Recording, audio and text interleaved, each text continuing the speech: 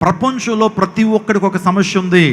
అందరూ బట్టి ఆ సమస్య గురించి ఉదయాన్నే లేచి సంధ్యావందనం చెప్తూ సూర్య నమస్కారం చేస్తూ పాపోహం పాపకర్మ పాపాత్మ పాప సంభవామి త్రాహిమాం యుగే యుగే అన్యదా సర్వం నాస్తి తుమాయమ శరణం మమ ఓం శాంతి శాంతి శాంతి అంటాడు. అంటే మనిషి యొక్క సమస్య సూర్యునికి చెప్పుకుంటున్నాడు, భగవంతునికి చెప్తున్నాడు. ఆ సమస్య ఏంటో తెలుసా? పాపోహం.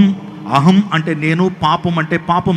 నేను పాపిని, నేను పాపంలో పుట్టాను, నా యొక్క జన్మలు పాపము, నా కర్మలు, నా చూపులు, నా చేతలు, నా నడకలు, నా పడకలు పాపభూయిష్టమైపోయినాయి. అందుని బట్టి ఓ దేవా కరుణాగత వత్సల శరణాగత వత్సల, శరణు కోరదగిన వత్సలుడా, అన్యదా సర్వం నాస్తి, నువ్వు తప్ప నాకు దిక్కులేరయ్యా. నా సమస్య పాపము, ఆ పాపం నుంచి నాకు విడుదల చేసి నాకు శాంతిని ప్రసాదించి నిత్య జీవాన్ని నాకు ప్రసాదించు అని ప్రతి వ్యక్తి, భాషలు వేరైనా భావాలు ఒకటే, భగవంతుని వైపు తేరు చూచి ప్రార్థన చేస్తాడు. అసతోమ అసద్గమయ తమసోమ జ్యోతిర్గమయ మృత్యువర్మ అమృతంగమయ అని ఈ శ్లోకాలన్నీ చెప్తూ ఉంటారే.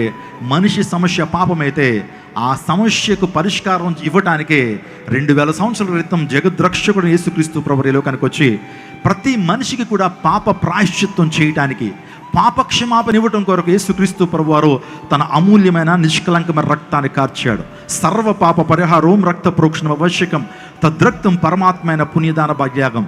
పాపాలు పోవాలంటే, మనిషి చేస్తున్నటువంటి పాపాలు జన్మకర్మ పాపాలు పోవాలంటే రక్తము చిందించబడాలి. ఆ రక్తము దేవాది దేవుడే వచ్చి చిందించాలి, తన అమూల్యమైన నిష్కలంకమైన రక్తాన్ని కార్చాలి అని అనేక వేదాలు ఘోషిస్తున్నట్లు యేసుక్రీస్తు ప్రభువారి లోకానికి వచ్చి తన అమూల్యమైన రక్తాన్ని కార్చి మానవునికి సమస్య పాపము, ఆ పాపం నుంచి ప్రతి ఒక్కరికి కూడా ప్రాయశ్చిత్తాన్ని ఆయన జరిగించాడు. పాప క్షమాపణ యేసుక్రీస్తు ప్రభువులోనే ఉంది. ప్రతి వ్యక్తి కూడా యేసు రక్తం ద్వారా మాత్రమే ప్రతి మనిషి కూడా పాపం నుంచి విమోచన పొందుతాడని దేవుని లేఖనం తెలుస్తుంది.